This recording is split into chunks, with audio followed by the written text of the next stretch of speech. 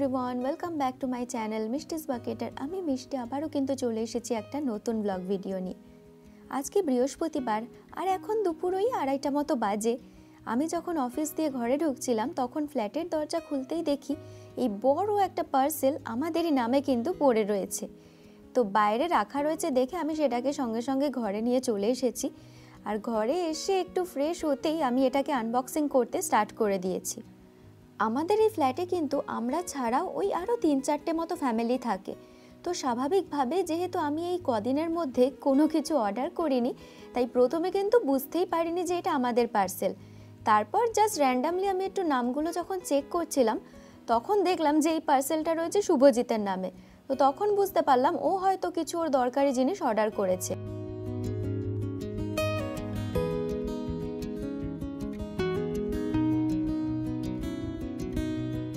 বক্সের বাইরে ছবিটা দেখে তোমরা হয়তো এতক্ষণে কিছুটা আন্দাজ করতে পেরেছো যে এর ভেতরে কি রয়েছে।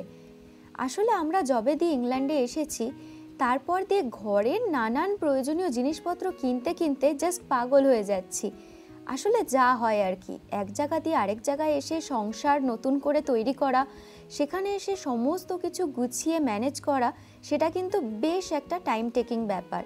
তো সেই কারণে সমস্ত জিনিস কেনার মাঝে এই ছোটোখাটো জিনিসগুলো কিন্তু কিনতে একদমই সময় হয় না বা আমাদের ভুলও হয়ে যায়। তো সেরকমই একটা জিনিস হলো এই টোস্টার। আমি প্রতিদিন যখন পাউরুটি সেঁকি তো তখন কিন্তু আমাকে ওই তাওয়া যেটা ননস্টিকের সেটার মধ্যেই কিন্তু পাউরুটি সেঁকতে হয়, আর তাতে কিন্তু টোস্টটা অতটা প্রপারলি হয় না। তো সেই কারণে অনেক দিন ধরে শুভজিৎকে বলছিলাম যে একটা টোস্টার হলে কিন্তু মন্দ হয় না। তবে সেটা আমার খুব যে দরকার ছিল তেমন নয়, মোটামুটি কাজ চলে যাচ্ছিল, তবে হলে কিন্তু বেশ ভালো হতো। আর কোন ফাঁকে শুভজিৎ কিন্তু এই জিনিসটা আমাকে না বলেই অর্ডার করে দিয়েছিল। আমি কিন্তু একদমই জানতাম না এই বিষয়টা।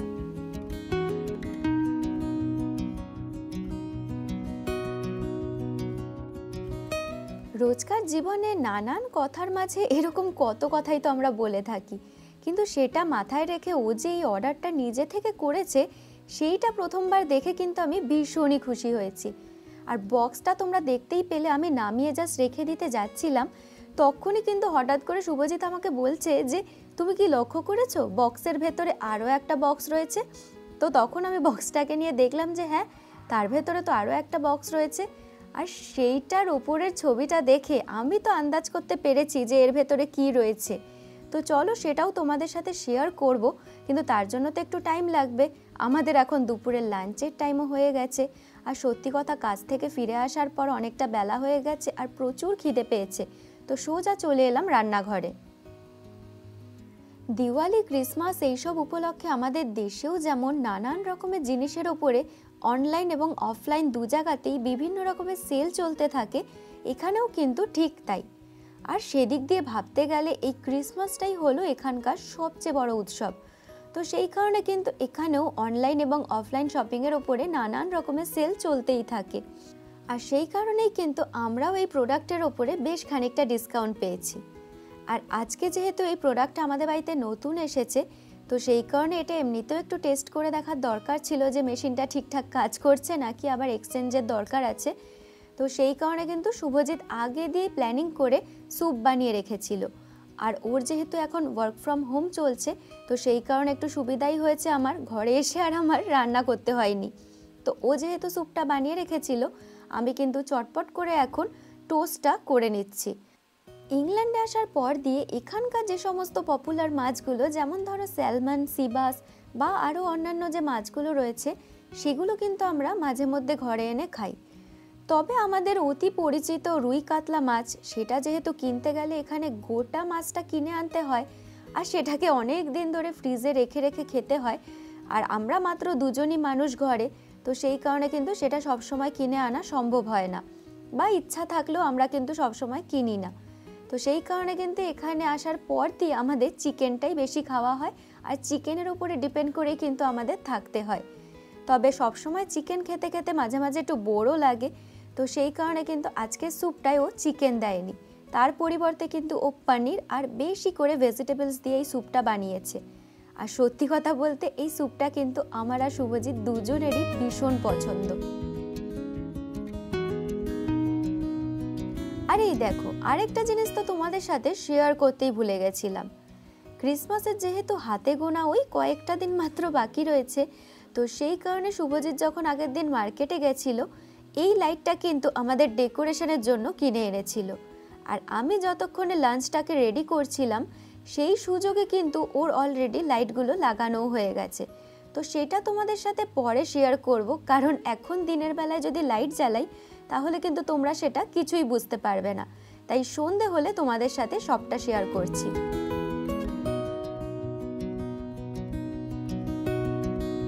এখন সন্ধে ওই 7টা সাড়ে 7টার মতো বাজে, আর চারিদিকে কিন্তু অন্ধকার হয়ে গেছে।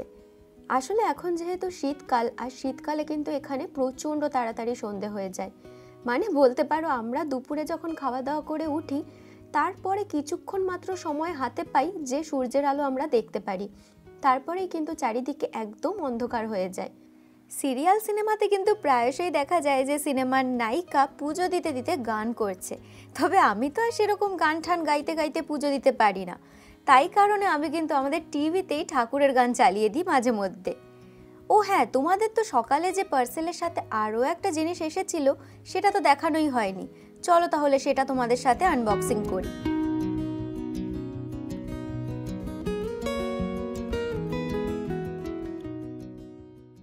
পার্সেলটা আনবক্সিং করব কি তার আগে থেকে আমি কিন্তু প্রচণ্ড এক্সাইটেড, কারণ বাক্সের গায়ে ছবিটা দেখেই কিন্তু আমি আগে দিয়ে আন্দাজ করতে পেরেছি এটা হলো DJI এর Osmo Pocket 3, আর যেটা কিনা হচ্ছে নতুন একটা ব্লগিং ক্যামেরা, যেটা কিন্তু খুবই রিসেন্টলি বেরিয়েছে। তোমরা যারা আমার মতো ব্লগিংয়ের সাথে যুক্ত আছো বা টুকটাক ভিডিও টিডিও বানানোর শখ রয়েছে, তারা কিন্তু এর ব্যাপারে অবশ্যই জানো। আর যারা জানো না তাদের জন্য বলছি, এটা কিন্তু নতুন লঞ্চ করা হয়েছে, যদিও মোটামুটি অনেক দিন হলো, আর অনেকে কিন্তু এটা অলরেডি ইউজ করছে। অনেক বড় বড় কন্টেন্ট ক্রিয়েটার যারা রয়েছে তারাও কিন্তু এই ক্যামেরাটা এখন ইউজ করছে। আর এটার যেটা সুবিধা সবচেয়ে বেশি সেটা হলো এটা কিন্তু প্রচণ্ড হ্যান্ডি, মানে এতটাই লাইট ওয়েট আর এতটাই ছোট জিনিসটা যে তুমি কিন্তু পকেটের মধ্যেও এই জিনিসটাকে ক্যারি করতে পারবে। তো সত্যি কথা বলতে এই বিষয়ে কিন্তু আমার বিন্দু বিসর্গও কোনো ধারণা ছিল না, আর এটা কিন্তু পুরোপুরি শুভজিতের নিজস্ব প্ল্যান। মানে আমি জানতামও না যে আমাদের পার্সেলে এটা আসবে, আর এটা ও কখন অর্ডার করেছে সেই বিষয়েও আমার কোনো ধারণা ছিল না।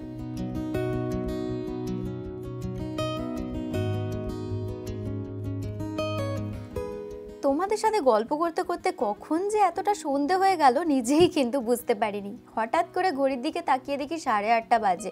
তো চট করে চলে এসেছি রান্নাঘরে, আর এসেই প্রথমে যেটা করলাম সেটা হচ্ছে ফুলকপি আর আলুটাকে সিদ্ধ করে নিয়েছি।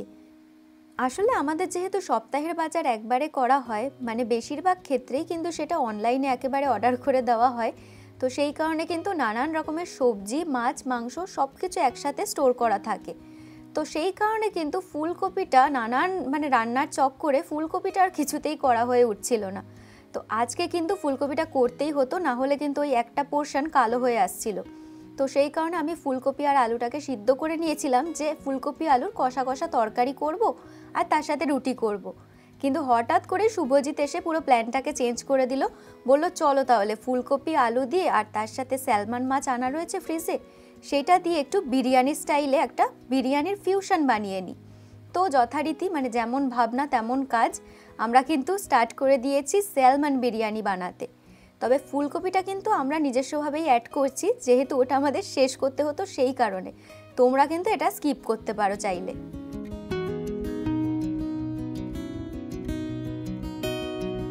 এই স্যালমন বিরিয়ানি বানানো কিন্তু একদমই সহজ, আর আমার এই স্টেপগুলোকে ফলো করলে তোমরা কিন্তু ইজিলি স্যালমন বিরিয়ানি ঘরে বানিয়ে ফেলতে পারবে। তবে তার জন্য ওই মাছ আর বিরিয়ানির যে সমস্ত উপকরণগুলো আমাদের সচরাচর লাগে সেইগুলো শুধুমাত্র ঘরে থাকতে হবে, তাহলে কিন্তু খুব সহজেই এই রান্নাটা তৈরি করা যায়। তো আমি যেটা করেছি, প্রথমে কিন্তু ফুলকপি আর আলুটাকে নুন হলুদ দিয়ে হালকা করে ভাপিয়ে নিয়েছি, আর এখন আমি কিন্তু মাছগুলোকেও হালকা হালকা করে ভেজে নিয়েছি। যে কোনো প্রকার বিরিয়ানি রান্নার ক্ষেত্রে চালটা প্রপারলি সিদ্ধ হওয়া কিন্তু খুবই ইম্পর্টেন্ট। চালটা যত ভালো আর একদম প্রপারলি সিদ্ধ হয়, বিরিয়ানিটাও কিন্তু ততটা টেস্টি আর একদম ঝরঝরে হয়। তো আমি কিন্তু এই স্টেপটা খুবই ভয় পাই, আর সেই কারণে কিন্তু শুভজিৎ যদি বাড়িতে থাকে আমি তো ওকে বারবার কিচেনে ডাকতে থাকি যে একবার অন্তত চেক করে যাও কোন টাইমে চালটাকে নামালে চালটা একদম প্রপারলি কুকড হবে। তো আজকে ভালোই হয়েছে, যেহেতু রাত্রির বেলায় করছি আর ও বাড়িতেই রয়েছে, সেই কারণে কিন্তু ওকে বারবার ডেকে ডেকে আমি চালটা চেক করাচ্ছিলাম।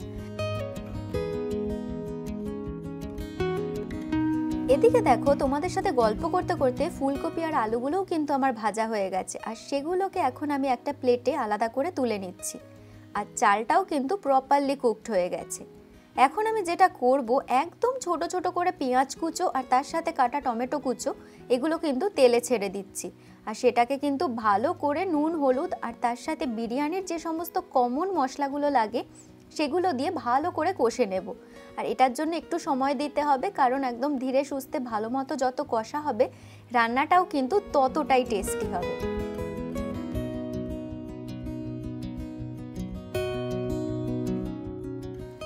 কি প্ল্যানিং ছিল আর কি হলো, বানাতে গেলাম ফুলকপি আলুর কষা তরকারি আর রুটি, আর সেখান দিয়ে কিন্তু বানিয়ে ফেলছি সালমান বিরিয়ানি। তো এরকমই হয়, মানে সমস্ত কিছু যে প্ল্যান করে হবে সেটা কিন্তু একদমই নয় লাইফে। আর সেরকমই কিন্তু একটা জিনিস যেটা তোমাদের সাথে একটু আগে শেয়ার করলাম, সেটা হলো আমার এই নতুন ক্যামেরাটা। এটাও কিন্তু একদমই আনপ্ল্যান্ড, মানে আমার তো অন্তত কোনো ধারণাই ছিল না যে শুভজিৎ এই জিনিসটা অর্ডার করবে, তাও আবার নিজে থেকে। আমি তো কোনোদিন ওকে এই জিনিসটার জন্য বলিনি কিনে দিতে, কিন্তু হঠাৎ করে ক্রিসমাসের আগে যে এত বড় একটা সারপ্রাইজ পাবো আমি কিন্তু সত্যিই কোনোদিন ভাবতে পারিনি। আসলে আমি কিন্তু যে ব্লগিং করি সেখানে কিন্তু আমি সনি ZV-E10 এর ক্যামেরাটা ইউজ করি, আর সেটা কিন্তু পার্টিকুলারলি ব্লগিংয়ের জন্যই তৈরি করা হয়েছে।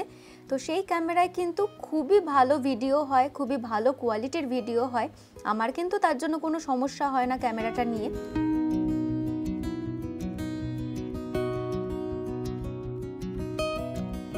মশলাটা কিন্তু ভালো মতো কষা হয়ে গেছে আর তার থেকে তেলও ছেড়ে এসছে। ওই তোমাদের সাথে গল্প করতে করতে কিছুক্ষণ আগে যে দইটাকে ফেটিয়ে রেখেছিলাম সেই টক দইটা কিন্তু এখন আমি মশলার সাথে মিশিয়ে নেব। আর তার জন্য কিন্তু আমি গ্যাসের ফ্লেমটাকে একদম লো করে দিয়েছি, না হলে কিন্তু দইটা কেটে যাওয়ার চান্স রয়েছে। ও হ্যাঁ, যেই কথাটা বলতে বলতে তখন থেমে গেলাম রান্নার জন্য, সেই কথাটায় আসা যাক। আমি যখন এই সারপ্রাইজ গিফটটা পেয়েছি তখন কিন্তু আমি সত্যি কথা প্রচণ্ড খুশি হয়েছি, সেটা তো আর বলার অপেক্ষায় রাখে না আলাদাভাবে। তবে গিফটটা পাওয়ার পরে আমি কিন্তু শুভজিৎকে একটাই প্রশ্ন করেছিলাম যে হঠাৎ করে কেন, মানে আমার তো অলরেডি একটা ভ্লগিং ক্যামেরা রয়েছে আর সেটাতে যথেষ্ট ভালো ভিডিও আসে, তাহলে কেন আমাকে এই ক্যামেরাটা হঠাৎ করে কিনে দিলে। তো তখন ও একটাই কথা বলল যে যখন আমরা দূরে ট্রাভেল করি তখন কিন্তু এই ক্যামেরার যেহেতু ওয়েটটা বেশি, সেটাকে ক্যারি করা কিন্তু প্রচণ্ড সমস্যা হয়ে যায়। আর সেই সমস্যাটা মেইনলি পোহাতে হয় কিন্তু শুভজিৎকেই, কারণ আমরা যখন কোথাও ঘুরতে যাই আমি কিন্তু ওই ড্রেসের সাথে ম্যাচ করে কোনো হ্যান্ডব্যাগ অথবা স্লিং ব্যাগ জাতীয় জিনিসপত্রই নিই, আর সেই স্লিং ব্যাগে কিন্তু ক্যামেরার এত সমস্ত ইনস্ট্রুমেন্ট ঢোকানো কোনোভাবেই সম্ভব নয়। তো সেই কারণে কিন্তু সমস্ত জিনিসগুলো শুভজিৎকেই ক্যারি করতে হয়। আর তার সাথে জলের বোতল, ছাতা, আরও অন্যান্য জিনিসপত্র সেগুলো তো রয়েছেই। তো সেই কারণে ও মনে করেছে যে ছোট পোর্টেবল টাইপের যদি কোনো ক্যামেরা হয় তাহলে সেটা যাতে আমি নিজে ক্যারি করতে পারি আর ওকে ওই ঝঞ্ঝাটটা পোহাতে না হয়, সেই কারণে কিন্তু এই জিনিসটা গিফট করা। আর তাছাড়া আরেকটা বিশেষ কারণ তো রয়েছেই, সেটা হলো স্টেবিলাইজেশন। যেহেতু DJI Osmo Pocket 3 এই ক্যামেরাটাতে ইনবিল্ড একটা গিম্বেল রয়েছে, সেই কারণে কিন্তু এর স্টেবিলাইজেশনটা সত্যি মারাত্মক, মানে যেটুকু আমরা রিভিউ বা অন্যান্যদের মুখে শুনে এসেছি। এরই মাঝে বিরিয়ানি রান্নার কিন্তু বেশ খানিকটা স্টেপ আমার এগিয়ে গেছে। সেরকম কিছুই না, তবু চলো তোমাদের সাথে একটু শেয়ার করে দিই। আমি কিন্তু ছোট একটা বাটির মধ্যে কেশরা দুধটাকে গুলে নিয়েছি, আর এখন আমি একটা বড় ননস্টিক হাঁড়ির মধ্যে একটুখানি অলিভ অয়েল স্প্রে করে নিলাম প্রথমে, আর তারপরে কিন্তু আমি একে একে বিরিয়ানির সমস্ত যে লেয়ারগুলো সেগুলো সাজিয়ে নিচ্ছি। ইন্ডিয়া থেকে আসার সময় আমরা কিন্তু বেশ কয়েকটা বিরিয়ানি মশলা নিয়ে এসেছিলাম, আর সেগুলোই এখনও চলছে। তবে বাক্সের মধ্যে যা পরিমাণ রয়েছে দেখতে পাচ্ছি, তাতে মনে হচ্ছে যে আজকেই কিন্তু এই ইন্ডিয়ান বিরিয়ানি মশলা দিয়ে আমাদের লাস্ট বিরিয়ানি হবে। এরপরে কিন্তু ওই এখানকার কেনা মশলা বা ওই ঘরে বানানো মশলাই কিন্তু আমাদের ইউজ করতে হবে। তো যাই হোক, এখন কিন্তু আমি চালের ওপরে ফুলকপি ভাজাগুলো সাজিয়ে নিয়েছি।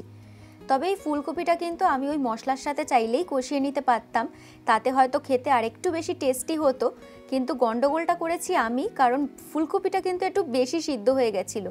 তো সেই কারণে আমি যদি ওই মশলার সাথে কষিয়ে নিতাম তাহলে কিন্তু ফুলকপিটা আরও গুঁড়ো গুঁড়ো হয়ে একদমই হয়তো ভেঙে যেত। তো সেই কারণে আমি আর সেটাকে মশলার সাথে কষাইনি। আর এখন আমি ওই নর্মাল বিরিয়ানিতে যেরকম দিয়ে থাকি আর কি, ওই কেশর জল, গোলাপ জল, কেওড়া জল আর তার সাথে পরিমাণ মতো নুন, এগুলো দিয়ে কিন্তু লেয়ারগুলো সাজিয়ে নিচ্ছি।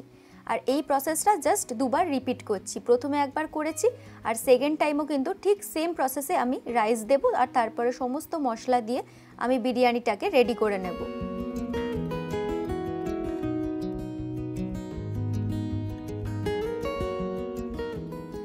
গোলাপ জল আর কেশরের গন্ধে রান্নাঘর কিন্তু একদম মমহ করছে, আর সেই গন্ধে কিন্তু আমাদের আরও বেশি করে খিদে পেতে স্টার্ট করে দিয়েছে। তো যাই হোক, এদিকে কিন্তু রাত্রিরও হতে চললো, সেই কারণে কিন্তু বিরিয়ানি বানানো তাড়াতাড়ি করে কমপ্লিট করেই আমাদের খেতে বসতে হবে। আমি লাস্টে যেটা করলাম, আমার ঘরে যেহেতু ঘিটা শেষ হয়ে গেছে, আমি একটু বাটার দিয়ে দিলাম আর পরিমাণ মতো এখন দুধ দিয়ে দিচ্ছি। এরপরে কিন্তু আমি এটাকে একটা ফয়েল পেপারে চাপা দিয়ে দমে বসিয়ে দেব।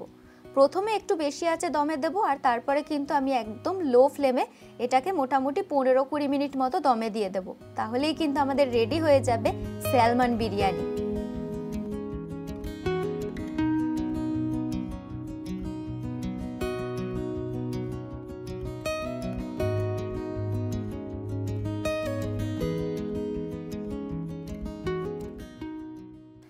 ঢাকনাটা সরানোর সাথে সাথেই কিন্তু অপূর্ব সুন্দর একটা গন্ধ নাকে এলো, আর কিন্তু তর সওয়া যাচ্ছে না, এখন কিন্তু খেতে বসতেই হবে আমাদের।